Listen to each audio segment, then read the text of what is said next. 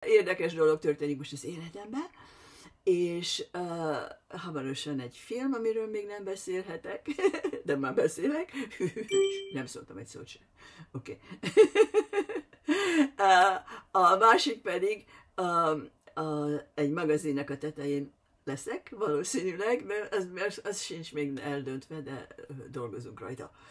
Oké, tehát sok dalokat is írok közben, úgyhogy hamarosan vissza fogok jönni közétek, és addig is millió pusit küldök nektek, és nagyon szeretlek benneteket, és okvetlen nézzétek a vlogjaimat, az 5-öset, a 6-osat, meg a 7-eset, amiben nagyon sok titkot, kaliszatitkot árulok el. Hogy nézzétek meg?